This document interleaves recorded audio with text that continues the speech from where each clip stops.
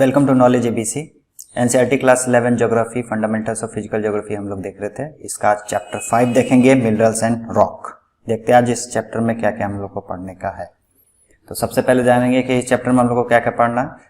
तो इसमें सबसे पहले फिजिकल कैरेक्टरिस्टिक देखना है मिनरल्स का, फिर मेजर मिनरल्स और उसके कैरेक्टरिस्टिक्स देखना है, फिर रॉक के बारे में पढ़ना है, फिर रॉक साइकिल के बारे में पढ़ना है। एक एक करके सारे टॉपिक्स को देखेंगे। ये मेजर टॉपिक्स हैं जो इस चैप्टर में हैं। अब सबसे पहले बात कर लेते हैं कि अर्थ क्रस्ट की बात हो रही है। तो अर्थ क्रस्ट में कौन कौन से एलिमेंट पाए जाते हैं बाय वेट, ये मैंने चार्ट बना दिया है। तो इस हिसाब से सारे एलिमेंट्स पाए जाते हैं। तो सबसे अधिक ऑक्सीजन पाया जाता है 46.6%। उसके बाद silicon, aluminium, iron, calcium, sodium, potassium, magnesium, फिर बाकी अदर्स। तो ये बाकी जो 8 शुरुआत के जो मेटल हैं, ये एलिमेंट हैं, ये 98% ही कंस्टिट्यूएंट करते हैं। बाकी जितने भी एलिमेंट हैं वो सारे 1.4% हो जाते हैं। मतलब कि मोस्टली यही एलिमेंट पाए जाते हैं। ठीक है, आगे देखते हैं। सबसे पहले देखेंगे मिनरल क्या होता है। मिनरल क्या है? नेचुरली ऑकरिंग इनऑर्गेनिक सब्सटेंस होगा। इसका एटॉमिक स्ट्रक्चर ऑर्डरली होगा, केमिकल कंपोजिशन प्रॉपर होगा, इसका पार्टिकुलर केमिकल कंपोजिशन होगा और इसका फिजिकल प्रॉपर्टी पार्टिकुलर होगी। इसी को मिनरल कहेंगे। डिफिनीशन में अगर हम देखेंगे तो mineral is a natural occurring inorganic substance having a orderly atomic structure and definite chemical composition and physical properties. This is known as mineral. एक मिनरल का एक एग्जाम्पल है, ये क्वार्ट्ज मिनरल है, उसका फोटो है ये। मोस्टली जितने मिनरल्स होते हैं 2 और मोर एलिमेंट से मिलकर बने होते हैं और समटाइम्स सिंगल एलिमेंट पे होते हैं। तो जैसे इसमें है सिलिकॉन होगा, ऑक्सीजन होगा और भी सोडियम हो गया, पोटेशियम हो गया, ये सब सबसे मिलके ये सारे मिनरल बनते हैं। जो मैंने अभी लिस्ट जो दिखाया था, इसी सब लिस्ट से मिलके बनते हैं मिनरल। और इसमें बाकी सारे एलिमेंट से भी मिलके बनते हैं। तो इसमें कुछ कुछ जैसे सल्फर हो गया, कॉपर, कुछ कुछ सिंगल रूप में भी पाए जाते हैं। तो सिंगल एक या एक से अधिक होंगे एलिमेंट से मिलके ये मिनरल बने होंगे, लेकिन कंपोजिशन इनका, केमिकल कंपोजिशन सब सेम होगा, फिजिकल प्रॉपर्टी सेम होगी कहीं भी। और जो भी सोर्स है, ये आते कहाँ से मिनरल पूरे अर्थ पे, तो ये हॉट मैग्मा, जो पिछले चैप्टर में हम लोग देख लिए हैं, जो मैग्मा सोर्स है अर्थ के, जो मैग्मा से जो लिक्विड मैग्मा जो ऊपर निकलता है लावा के फॉर्म पे, वही सॉलिडिफाई हो जाता है। या अर्थ क्रस्ट में भी सॉलिडिफाइड हो गया तो वो मिनरल का रूप ले लेता है। डिफरेंट डिफरेंट टाइप से मिनरल मिलते हैं। कोल, पेट्रोलियम और नेचुरल गैस, ये भी मिनरल के कैटेगरी में आते हैं। ये ऑर्गेनिक सब्सटेंस से बनते हैं। पुराने ज़माने में जो इतने जीव जंतु, प्लांट्स के रेसिड्यू, एनिमल के रेसिड्यू, प्लैंक्टन्स के रेसिड्यू, वो जो जम गए, तो किसी ने बड़े बड़े पेड़ जम गए, कहीं दब गए, तो वो धीरे धीरे कोल, पेट्रोलियम और नेचुरल गैस जैसा ऐसा बनेगा, उस हिसाब से ये अपना अपना रूप ले लेते हैं। कोल, पेट्रोलियम और नेचुरल गैस बन जाते हैं। तो ये भी कोल, पेट्रोलियम, नेचुरल गैस भी मिनरल्स के ही कैटेगरी में आते हैं, बट ये ऑर्गेनिक मिनरल हो गए। बाकी जितने मिनरल्स हो गए वो इनऑर्गेनिक होते हैं। अच्छा, मिनरल तो हो गया। रॉक के बारे में भी थोड़ा सा जान लेते हैं कि रॉक जो होगा वो एक या एक से अधिक मिनरल्स का मिलके बना होगा। रॉक के बारे में जो डिटेल आगे आएगा ही, लेकिन फिलहाल के लिए मिनरल्स और रॉक में डिफरेंस के लिए, मिनरल एक या एक से अधिक एलिमेंट्स का बना होगा। एलिमेंट एक प्योर सब्सटेंस होता है और जो रॉक है वो एक से एक या एक से अधिक मिनरल का बना हुआ होता है। आगे देखते हैं, फिजिकल कैरेक्टरिस्टिक देखते हैं मिनरल्स का। तो सबसे पहले एक्सटर्नल क्रिस्टल फॉर्म, इसका एक प्रॉपर क्रिस्टल फॉर्म भी होगा। तो जैसे कि कोई मिनरल है जिसका क्यूबिकल हो सकता है, ऑक्टाहेड्रल हो सकता है, हेक्सागोनल हो सकता है, प्रिज्म शेप हो सकता है। किसी न किसी का ये कोई एक क्रिस्टल फॉर्म ये जरूर लेगा। जैसे ये है एक रोम्बोहेड्रल शेप में आ गया।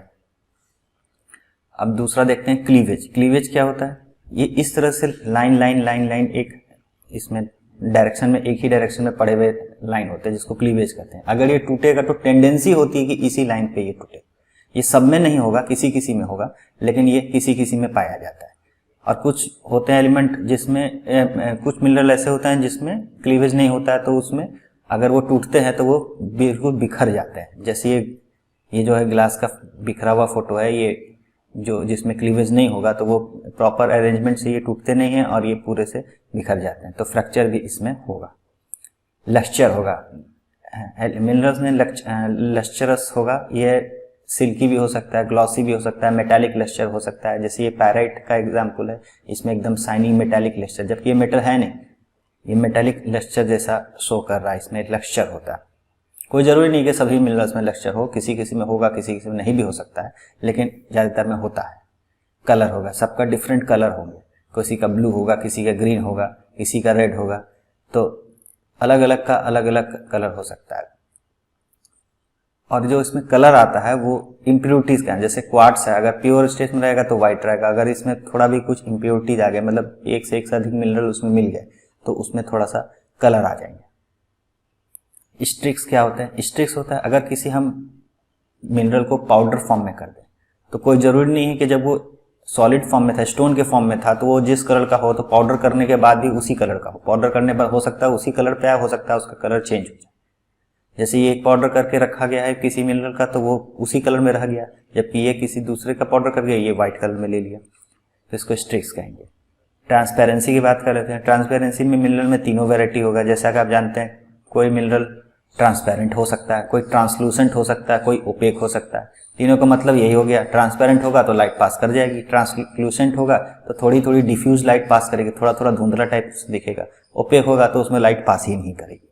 तो ये अलग अलग मिनरल पे डिपेंड कर सकता है, लेकिन ये फिजिकल कैरेक्टरिस्टिक है जिसको हम देख के आंखों से देख के, महसूस करके, छू के महसूस कर सकते हैं। स्ट्रक्चर की बात कर लेते हैं, तो पार्टिकुलर किसी भी का मिनरल का स्ट्रक्चर कुछ ना कुछ होगा। जैसे किसी का लॉन्ग शेप में हो गया, कोई कोर्स होंगे, कोई मीडियम, कोई ग्रेन शेप, अलग अलग का रेडिएटिंग शेप, जैसे ये इस तरह का शेप में आ गया है, कोनिकल शेप में आ गया, प्रिज्म शेप में आ गया, सबका अलग अलग किसी किसी का शेप स्ट्रक्चर होगा। हार्डनेस की बात कर लेते हैं, तो हार्डनेस के लिए एक डिग्री बनाया गया, डिग्री ऑफ हार्डनेस 1 से 10 तक। 1 से लेकर 10 तक ये लिस्ट है। इसको एक बेंचमार्क की तरह मान लिया गया है कि सबसे सॉफ्ट टाल्क होगा, जो ये टाल्क है जिससे हम लोग टाल्कम पाउडर बोलते हैं। फेस पाउडर जितना बनता है सब टाल्क से बनता है, तो टाल्क हो गया। उसके बाद जिप्सन है, कैल्साइट है, फ्लोराइट है, एपेटाइट है, फेल्डस्पार है, क्वार्ट्ज है, टोपाज है, कोरंडम है, डायमंड है। डायमंड सबसे हार्डेस्ट होगा। उसके बाद टैल्क सबसे सॉफ्टेस्ट, सबसे हार्ड डायमंड होगा, बाकी सब इसी के बीच में हो जाते हैं। अब एग्जाम्पल के लिए जिप्सम जो है वो 2 पे नंबर पर रखा गया है, और हमारा फिंगर नेल होता है वो 2.5 होता है, मतलब कि जिप्सम से थोड़ा हार्ड होगा और कैल्साइट से थोड़ा सा कमजोर होगा। उसी तरह से अगर ग्लास की बात कर लें, तो ग्लास जो है एपेटाइट से थोड़ा हार्डनेस ज़्यादा हो गया और फेल्डस्पार से थोड़ी कम होगी। तो इसमें एक दूसरे पे चेक करने का तरीका क्या है कि कौन किससे ज़्यादा हार्डनेस हो, तो एक दूसरे पे खरोच मार के देखा जाता है, जिसमें जिसने खरोच मार दिया वो उससे ज़्यादा हार्डनेस हो जाएगा। तो ये हार्डनेस का होगा। सबसे हार्डनेस डायमंड होता है, उससे कम कोरंडम, टोपाज, क्वार्ट्ज, और सबसे सॉफ्ट मिनरल में आ जाता है टैल्क। स्पेसिफिक ग्रेविटी की बात कर लेते हैं। स्पेसिफिक ग्रेविटी क्या होती है? वेट, किसी भी मिनरल का वेट उसको डिवाइड कर देंगे इक्वल वॉल्यूम ऑफ वाटर से, तो वो उसकी स्पेसिफिक ग्रेविटी निकल जाती है। ये एक रेशियो होता है, weight of the given object and the weight of the equal volume of water. दोनों का इक्वल वॉल्यूम दोनों का ले लेंगे, वेट ले लेंगे पहले ऑब्जेक्ट का, फिर उसको डिवाइड कर देंगे उसी सेम वॉल्यूम के वाटर को लेके, तो वो जो वैल्यू आएगा वो स्पेसिफिक ग्रेविटी होगी। Some major minerals and their characteristics के बात कर लेते हैं। तो सबसे पहले फेल्डस्पार, ये सबसे अधिक पाया जाता है पूरे अर्थ कि हाफ ऑफ द अर्थ इसी से, अर्थ क्रस्ट की बात कर रहे हैं, अर्थ क्रस्ट इसी से कंपोज होता है, फेल्डस्पार से। क्या क्या होता है फेल्डस्पार में? सिलिकॉन होगा, ऑक्सीजन होगा, मेनली यही दोनों होता है, ये कॉमन एलिमेंट पाए जाते हैं। इसके साथ साथ थोड़ा बहुत सोडियम होगा, पोटेशियम होगा, कैल्शियम, एल्यूमिनियम, ये अलग अलग कहीं कहीं पे कंपोजिशन में आगे पीछे मिला के ये होते हैं इसमें। उसके बाद इसका जो कलर होता है लाइट क्रीम से सैल्मन पिंक के जैसा होता है, लाइटिस पिंक और लाइट क्रीम के जैसा होता है। सिरामिक इंडस्ट्री और ग्लास इंडस्ट्री में इसका यूज होता है, इसके हेल्प से ग्लास और सिरामिक्स बनाए जाते हैं। आगे अगला मिनरल की बात करते हैं, क्वार्ट्स। ये जितने हमारे सैंड्स हैं और ग्रेनाइट हैं, इसमें कंपोजिशन होता है क्वार्ट्स का। सैंड जो होता है मेनली क्वार्ट्स का ही बना रहता है। इसमें क्या होता है? सिलिका होता है। सिलिका मतलब SiO2, silicon oxide. Insoluble in water होगा, वाइट कलर होगा, कलरलेस भी हो सकता है, ट्रांसपेरेंट होगा। बालू के जो कण होते हैं वो इसी का बने होते हैं, क्वार्ट्स के ही बने होते हैं। रेडियो और रेडार में यूज हो जाता है इसका। इसमें एक प्रॉपर्टी होती है, ये कंप्रेशन करने पे ये इलेक्ट्रिक चार्ज निकलता है इसमें से। तो इसी का यूज़ करके रेडियो और रेडार में इसका ट्रांजिस्टर ये सब में यूज़ किया जाता है। ये इंपॉर्टेंट कंस्टिट्यूएंट है ग्रेनाइट में भी ये पाया जाता है क्वार्ट्ज। पैरोक्सिन की बात कर लेते हैं। ये क्या कंसिस्ट करता है, कैल्शियम और एल्यूमिनियम, मैग्नीशियम, आयरन, सिलिकॉन ये सब भी होते हैं। मेनली कैल्शियम एल्यूमिनियम का ये सब बना होता है। 10% ऑफ द अर्थ क्रस्ट इसी से बना होता है। और इसमें मेनली ये जो मेटेराइट्स जो आकाश से जो गिरते हैं अर्थ पे, ये मेनली इसी का पैरोक्सिन के ही बने रहते हैं। जनरली ग्रीन और ब्लैक कलर का मिलेगा। ये तो पैरोक्सिन का एग्जाम्पल नहीं है, ये तो वो है ये ग्रीन कलर दिखाने के लिए मैंने बता दिया है। तो ग्रीन कलर और ब्लैक कलर का आता है।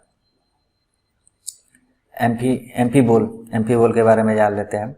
Aluminium, calcium, silicon, iron, magnesium are the major element of the amphibole. 7% पाया जाता है अर्थ में, ग्रीन ब्लैक कलर होगा। एस्बेस्टस इंडस्ट्रीज में यूज होगा इसका। हॉर्न ब्लेड अनदर फॉर्म है एम्फी बोल का। अगला माइका की बात कर लेते हैं। माइका जैसे कि आप लोग जानते हैं ये इलेक्ट्रिकल इंस्ट्रूमेंट में यूज होता है, इंसुलेटर के लिए। इसमें भी silicon, potassium, aluminium, magnesium, iron etcetera पाए जाते हैं। 4% पाया जाता है, बाकी समय थोड़ा कम होता पाया जाता है। इग्नियस रॉक और मेटामॉर्फिक रॉक में पाया जाता है। ये मेनली मेटामॉर्फिक फॉर्म हो जाता है। इलेक्ट्रिक इंडस्ट्री में यूज होता है इंसुलेटर के तौर पे। ओलिवाइन रॉक के बारे में जानते हैं। अगला है ओलिवाइन जो मिनरल है, ये magnesium, iron, silicon major element होता है इसमें।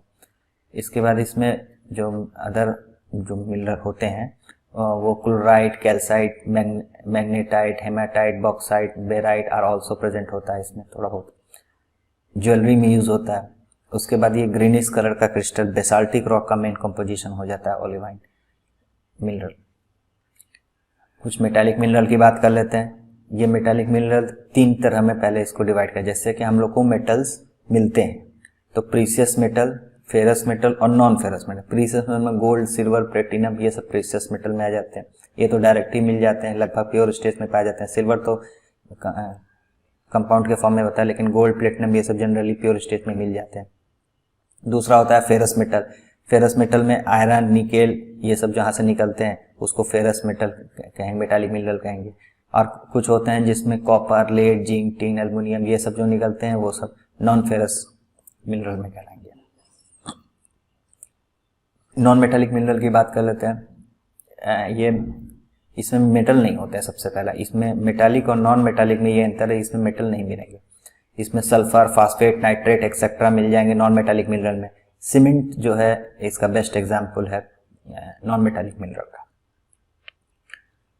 मिनरल कंपोजिशन उसी तरह से फेल्डस्पार सबसे अधिक होता है, उससे कम क्वार्ट्ज, पैरोक्सिन, ये सब का पूरा एक चार्ट है।